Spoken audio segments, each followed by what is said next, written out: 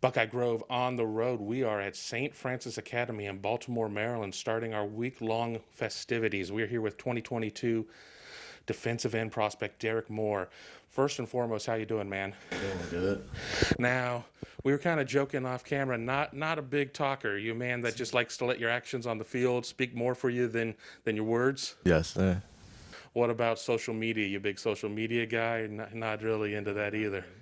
So, kind of a mystery man. You know, your silence speaks louder than anything you can say. Yes. I want to talk to you a little bit about yourself for people that maybe just getting familiar with you. They pop in your tape. You know, you're obviously a Rivals 100 type of guy. You know, how would you describe yourself as a player? And I know coaches are always about team, team, team, team, team. I'm giving you 1 second to kind of talk yourself up. You know, what makes you tick? Um, I don't know. I can't really. I don't really know. That's a tough one. I mean, do you sit there and we use terms like high motor and good hands and student of the game. You know, do any of those kind of fit how you see yourself playing? Nah, not really. I just go out there and just play. You just play. Now here at St. Francis, you guys sent a couple guys to Alabama. You send guys to Tennessee. You know, Ohio State fans won't like to hear it. You sent somebody to Michigan or whatever. What makes this program so special? The brotherhood, I can really say. There's the brotherhood, the coaches. It's just like a family here, for real. So we all motivate each other, push each other. And that's it, pretty much. As you get ready, as you're in your recruiting cycle, and you're not alone, we'll get to that here in a second. Have you been able to go to school on some of your elder brothers, if you will, that you've seen them go through their recruitments, and have you been able to maybe learn some lessons there? Um, I ain't really take any visits yet. I talked to Braswell that went to Bama. I talked to him a few times. He told me a few things about the college lifestyle. I talked to Nakai that went to Michigan. I talked to a few of them. They just told me pretty much it's gonna be a struggle, but I get through it though. Now, Ohio State offered you during the spring, which we were already kind of locked down at that point. What do you know about the Buckeyes? Um, I really just started learning about them till this year. I ain't really like watch a lot of college football, so I really started like looking at them this year, and it was like I ain't really look at him until I met Chase Young. I met him in person, and then I started looking at him, watching him. I started learning a little bit about him. I know we're in Ravens country, but we're not that far away from the Washington football team. What do you see when you see Chase Young, a guy who comes out of this area or this general vicinity, if you will? I mean, what do you see out of Chase Young? He just motivated. He a motivation a little bit. Cause I don't know him personally, but when he was here, I talked to him, and we had a good little conversation. And that was it for real. You sit there and you look at Ohio State and you're just learning about them, but I'm going to name three names. I mean, one of them we've already talked about, but names that you're going to be very familiar with: Chase Young, Joey Bosa, Nick Bosa. That's a position you play. Is that something that resonates pretty well with you? Do you sit there and go, Derrick Moore? I like the sound of that. Yeah, I always think about that when it come like the whole Ohio State. They always produce some good DMs. So I always like just think about myself. I was saying like that might be a good look for me. Ohio State's defensive line coach Larry Johnson, high school coaching legend from the DMV area. What I mean, there are limitations as to what you're allowed to do contact-wise right now. Certainly, you can't go to the school or whatnot. But do you have a relationship starting to build with Coach Johnson? Yeah, I definitely do. When I first day I met him, he was a good guy. Seemed like a good guy. When we first met, we wasn't really talking about football. We wasn't talking about school. We just built a relationship before we did anything else.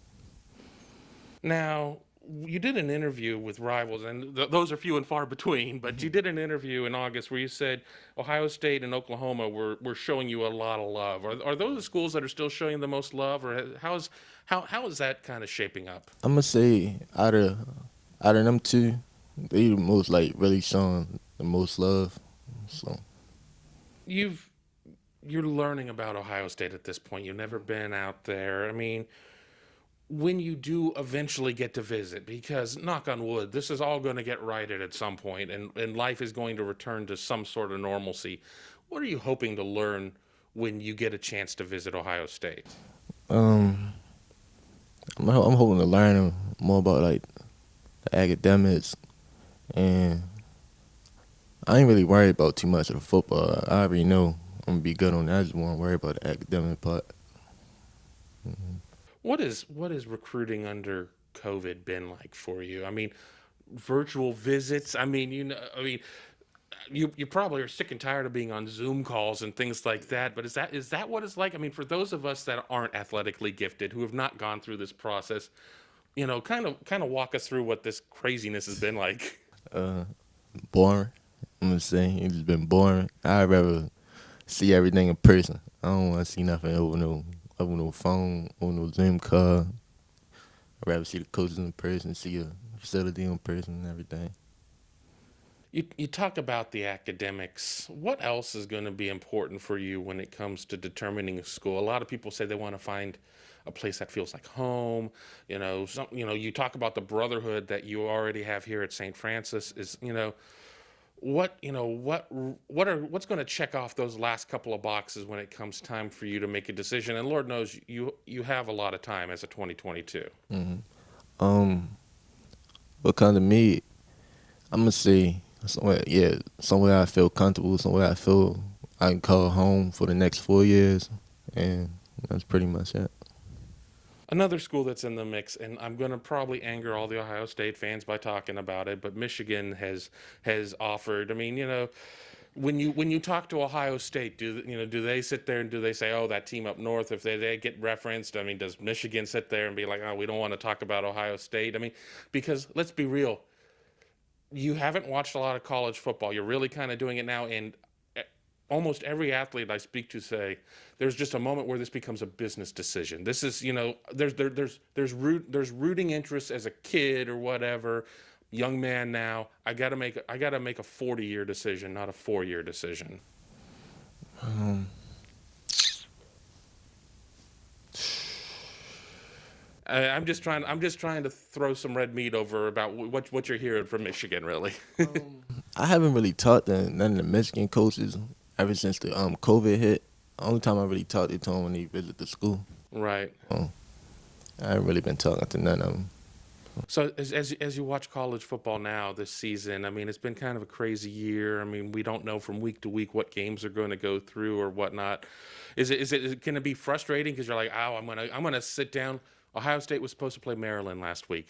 Game gets canceled or whatever. Is that tough as you're sitting there and you're trying to watch personnel and look at depth charts and things like that, or is it just like, it is what it is? It's actually tough because at the same time I be trying to watch all my guys play, so I don't really be having time to really watch all the football games that I really be wanting to watch because I really want to see my brothers watch.